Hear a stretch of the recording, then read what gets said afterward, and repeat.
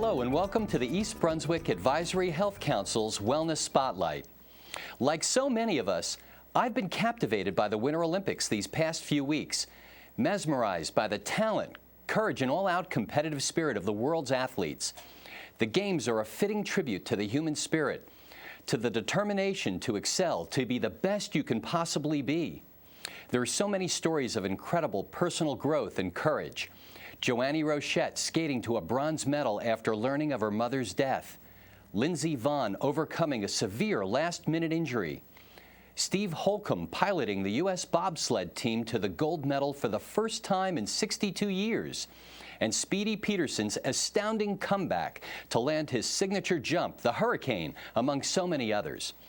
The demands of competing at this level require extraordinary levels of commitment, training, and sacrifice. The same is true for the doctors who are chosen to be part of the U.S. Olympic medical team. One such East Brunswick doctor, Dr. Blase Toto of Toto Chiropractic and Total Rehabilitation, was only the 14th chiropractor to be chosen for the team in the past 30 years. He's recently returned from Vancouver and is here to share his experience at the Olympic Games supporting our athletes' ability to heal from injuries and perform at their best. On behalf of the Advisory Health Council and the Township of East Brunswick, I'm proud to welcome to the Wellness Spotlight Dr. Blase Toto. Blase, welcome back from the Olympics. Thank you. We're so glad that you took the time out your first week back to be able to share your experience with us. And we know you have a lot of things to be able to show us and experiences to share. Before we do, would you mind telling our viewers who don't know you a little bit about you, about your background and experience? Well, I've been in practice for 25 years. I graduated from National College of Chiropractic in 1985. After that, I went on to get what's called a diplomate in sports injuries. And then I worked with a high school team local in the area, Bishop Bar, for about 10 years. They didn't have a trainer. And I worked doing everything for them as far as chiropractic, taping, all types of things on the field and everything, which gave me a really good background to work with and to go on. And basically the way that it works with the Olympics is you have to have at least 5 years of experience working with any type of team. And then after that, you can volunteer to do the volunteer program at the Olympic Training Center. And I did my first one in 1995. And if they like you and you get evaluated while you're there by the medical doctors, the chiropractors, the medical director, the athletic trainers, and even the athletes. And they grade you as gold, silver, or bronze. And if you get graded gold, then you get to go to the Olympics. The second time I went was last year, 2009. And on the last day I was there, the medical director came up to me after I had purchased a USA bag to take home with me to fit all my souvenirs and gifts in. And he said, "What'd you get?" And I said, "I got this bag, you know, to fit my stuff in." He goes, "Well, you shouldn't have got that." I said, "Okay, why not?" He said, "Because you're going to get one when you go to Vancouver." Wow. So, you must have been excited. Yeah, he said, "Have a nice flight home," and I said, "I don't even need the plane."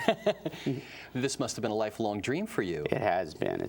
It's really every sports chiropractor's dream to be part of the Olympics. It was fantastic, and I'm glad I had the opportunity to do it. Blase, what made you decide to become a chiropractor and especially to specialize in sports and taking care of athletes?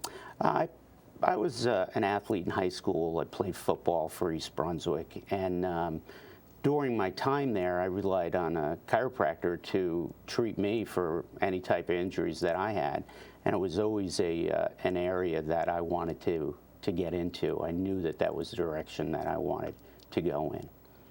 And then when did you decide to become involved in the Olympics?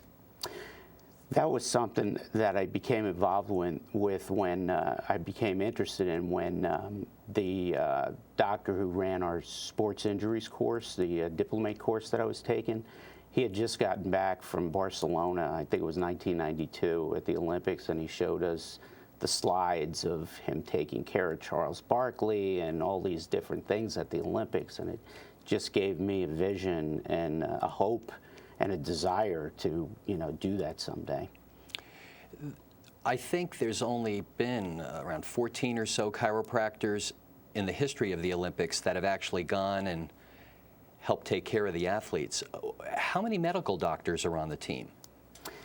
Right. The first chiropractor went in 1980. That was George Goodhart. And then after that, they just started taking chiropractors for the summer games. And at that time, when they first started, they took only one chiropractor to treat like 600 athletes, to take care of a lot of athletes. And the chiropractor was always the busiest one in the village. Now they take more chiropractors because there's a chiropractor who is the medical director at the United States Olympic Committee in Colorado Springs. And there's a variety of professionals on the team. There's medical providers, there's athletic trainers, there's physical therapists, massage therapists, as well as chiropractors. So on the entire team, how big is the staff? There were 220, around 220 athletes, and the whole medical staff comprised about 40. 40, and were you the only chiropractor on this team, or were there others as well? Well, there's chiropractors that work with teams specifically, that travel with the teams, and that's their only job. And they do a lot of massage and stretching before events. Very limited work as far as what you would consider chiropractic care. Their main thing is that they're preparing athletes for events. And there was a chiropractor who worked with the short track speed skating team, and they have 10 athletes, so he took care of them. And he was in the village with me at Vancouver, but his only responsibility was those 10 athletes. My responsibility was to the rest of the Olympic team that was in Vancouver, and also the athletes that were coming in before they went up to Whistler to compete. Basically, the athletes were, a lot of the athletes, half the team, more than half the team was in Vancouver in the village. And then we would get the athletes that were just coming in, and they would stay in Vancouver for 4 or 5 days before they moved on to their competition sites. Now, how do the athletes get to you? Are you assigned certain teams that you're responsible for, or do they just decide that they want to go and consult with a chiropractor and then you're the guy? How does it work? It works a couple of different ways. One way is they can request to come see a chiropractor. The other way is that we all kind of know each other's specialty, and there's orthopedists that you work hand in hand with, and everybody's on a first name basis. And basically, I had the doc who was the orthopedist for the USA men's hockey team. I gave him his first adjustment ever, and he saw basically what I can do, and he referred many of the men's hockey players to the team. He would pull me in on different things and say, Blase, could you take a look at this, and what do you think? Could you help this guy? And so that was the second way that we got involved. Do you need a special license to be able to practice outside the country in this capacity? You have to be licensed to be able to practice chiropractic in New Jersey. But what happens when you go outside of New Jersey to these big events? Well, in order to go to like Colorado Springs, where you do the volunteer program, you have to get a temporary license for Colorado. But to go outside the country, everything is handled by the United States Olympic Committee as far as malpractice and all those different things. But we don't need a license to treat in the other countries, because we're only taking care of, like I was only taking care of U.S. athletes. There's been a misconception. Most people think that there's an adversarial relationship that exists between the medical profession and the chiropractic profession. From the experience that you're describing to me, it sounds like everybody's working together. How did this come about? In the Olympic community, with the medical staff, that's one thing that they look for, that you're a team player. And when you go out to do the volunteer program, that's one of the things that's really most important. They don't want you to be a lone wolf. saying, oh, I can treat this, and pull the athlete in the back room, and, you know, I'm the guy for you, or whatever. They want to see a lot of harmony, and they want to see the docs referring to you and you referring to the other people and say, come here, take a look at this. What do you think?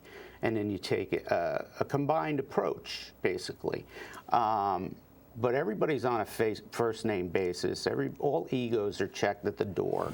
And we all really respect each other's profession and the contributions that we can make. Granted, you kind of have to show them in the beginning what you can do, and you got to gain the respect. But afterwards, you are equal level and you work hand in hand. In order for you to be able to go to the Olympics, is this a compensated position that you have? Are you paid to go? Or is this something that you assume your own responsibility to do? No, it's volunteer. Everything with the medical staff is volunteer. But if you get to the Olympic level, they cover everything. They cover your travel. You're right in the village with the athletes, living with the athletes. All your food and everything is paid for. You eat where the athletes eat. And then you also get some fringe benefits. They give you an Olympic ring, which after you're done, which is basically the exact same ring that the athletes get.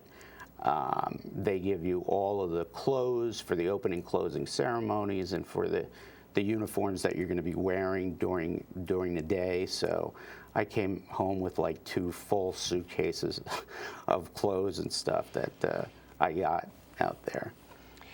Tell us a little bit about the type of care that you provide to the athletes. What is it that they're looking for, and how can you help them? Some of the athletes get chiropractic care when they're at their home setting. So they're looking for a continuation of that process.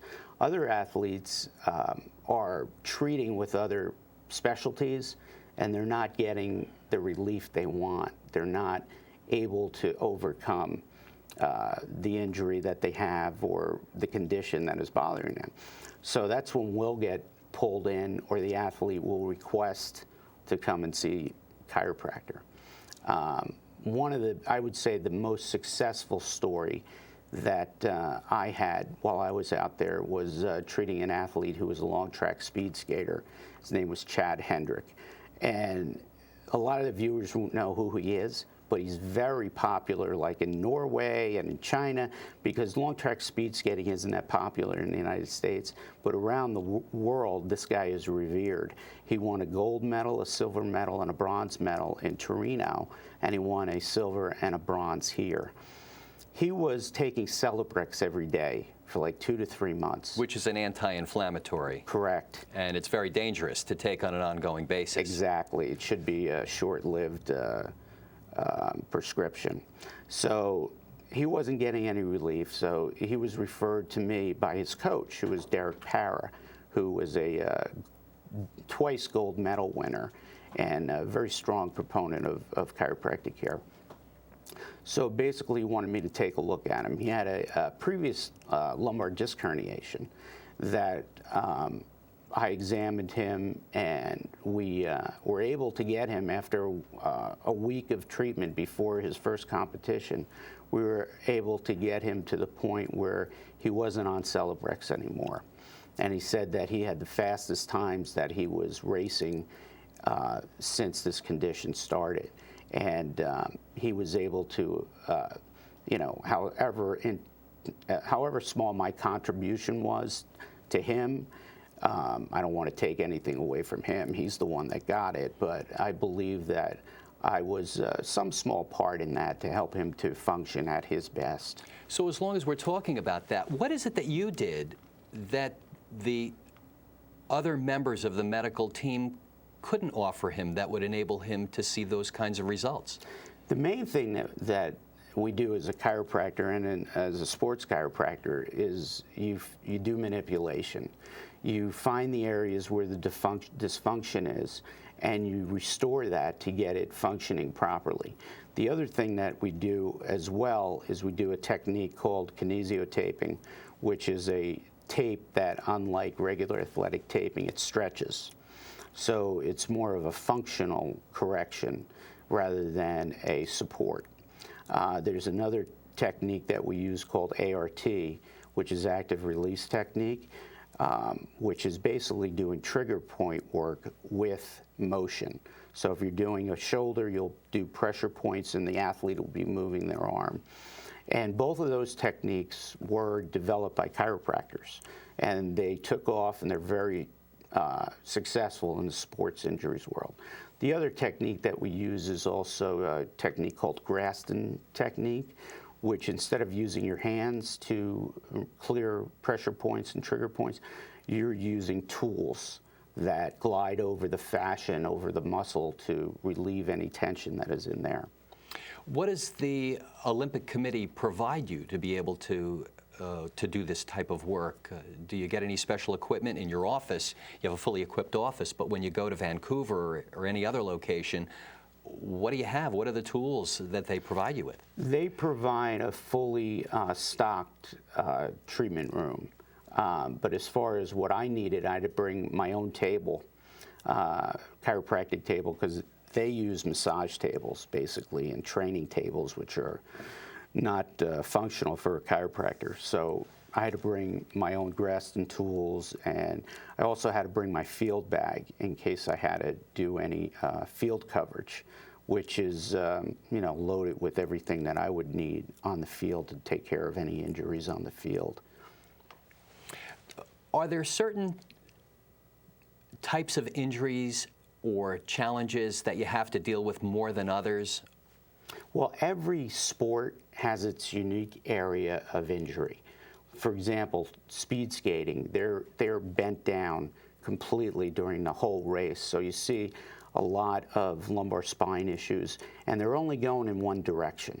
So you see that one side is hypertrophied or stronger than the other side in their low back. The skiers, you see a lot of knee conditions, especially the mogul skiers. And so each sport has kind of its specific area that is prone to especially overuse injuries. What about the curling athletes?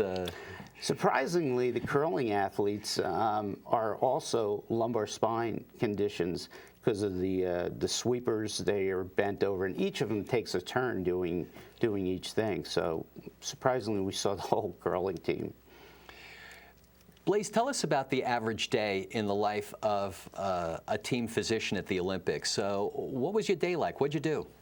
Basically, my day started at about 8:30 in the morning. After waking up, I would go and get breakfast in the dining hall with the athletes. I would go to the medical clinic. That's where I was assigned. And we would all be there, and basically it would be slow at sometimes and busier at others, depending on what was going on with the athletes during the day.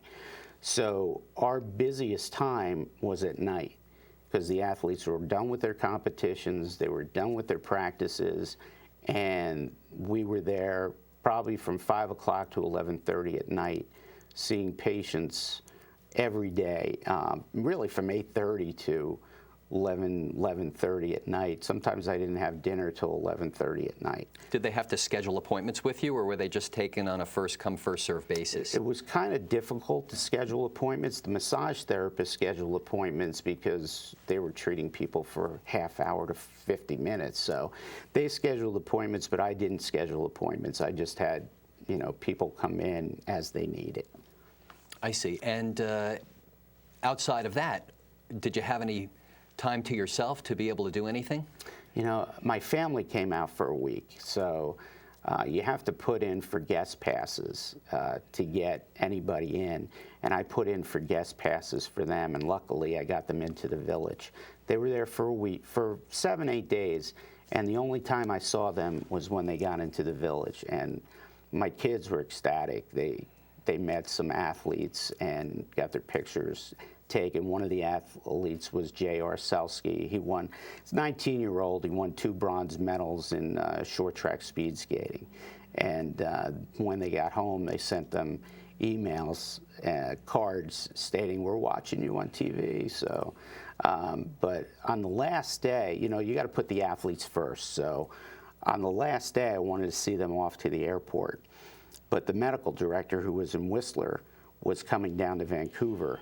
And he called me the night before and said, Blase, I need you up in Whistler because I'm coming down to Vancouver and we need coverage. So there's no way I could have said, oh, you know, I want to see my family off or whatever. Athletes first. So Whistler was like 2 hours away. So I got on a bus, went up to Whistler, covered there for that day, took a bus home at about 10 o'clock at night and came back. How long were you there? I was there a whole month. I left on February 3rd, and I came back the day after closing ceremonies on March 1st. Wow. And I see you brought some things to show us too. Could you play show and tell with us and Sure. display some of the things that you brought back? Sure. This is the pin that the medical staff was given, and basically pins were a hot commodity over there. We had pins for each sport, and one of the ways the athletes showed their appreciation is that if you treated them, they would, you know, give you a pin. And the other thing is that by being a part of the Olympics, VANOC, which is the Vancouver Olympic Committee, they gave the volunteers a medal, which this is my medal. And on the back is art that was taken from the art that made the medals for the gold, silver, and bronze medal. And these are real tickets that I got for my family. How much does it cost to go to the Olympics? I bought 4 tickets for 5 people, and it cost about $6,000. Oh my gosh. So I no breaks on the ticket purchases, unfortunately. But I got to see events, you know, for free because I was part of the Olympic team. This is the credential, and this credential basically stated, you know, who I was, my name, and had all types of security codes on there. And it stated what events I could just walk into and be a part of. And this is the dining code. So basically every time I walked in or out of the village, you'd have to get scanned and go through security. This also allowed you to go on public transportation for free. So, Blase, you've spent some time with the Olympic athletes now. Is there anything that they do, is there anything in their lifestyle that they do that you've observed enables them to be able to perform at such incredible levels? I mean, aside from being given God-given gifts and working with coaches to be able to refine those talents and skills, what else is it about them and what they do that helps them perform at such high levels? they are extremely in tune with their bodies. So they will go to basically any extent so that they can perform at the highest level possible, be it massage therapy, chiropractic care, whatever they need to do. Nothing is going to set them back.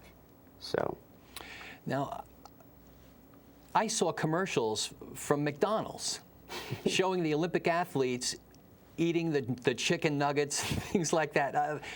How do Olympic athletes eat? Do they eat the same way that most people eat, or do they have special diets that they adhere to? Well, most of them do have special diets. The McDonald's is a huge sponsor, maybe the biggest sponsor of the Olympics, along with Coca-Cola. So they do that basically for branding. But a lot of the athletes, don't eat that way. Does the village provide special meals for athletes based upon what their nutritional requirements are? Oh, sure. They have a whole section where there's gluten-free foods. They even had goat's milk at the Olympics. So they provide something that's close to the environment that you came from. I see.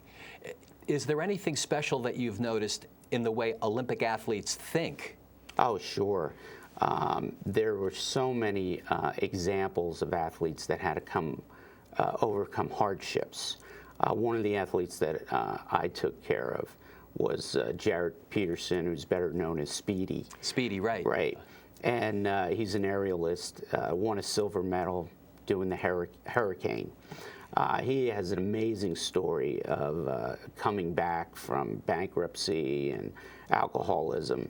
2 years ago, he was in the lowest place in his life, and he came back and said that basically the only place he feels comfortable and at ease is that 2.9 seconds when he's in the air. So he came back and won a silver medal.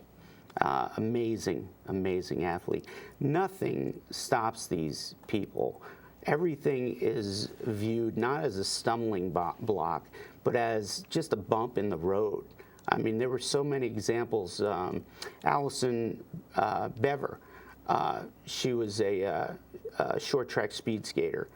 She broke her leg in like probably 7 or 8 places in a race in, I think it was Bolivia. Instead of having the short track set up right, they had the pads in front of a concrete wall. So when she went into the pads, her leg just snapped. They told her she would never skate again. She went through intensive rehab, and she skated in the Olympics this year and won a bronze medal. Excellent. Also, J.R. Selsky, he was in a race, and his own skate hit his quad, and he had such a severe wound that he had to get 60 stitches. He didn't race in a competition from the day he got cut until the Olympics, and he wound up winning 2 bronze medals. Wow.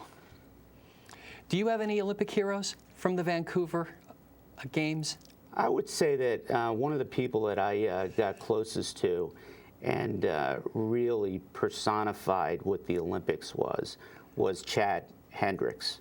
He had his family there, and he had a daughter who was like 10 months old, and she started to walk while he was at the games competing.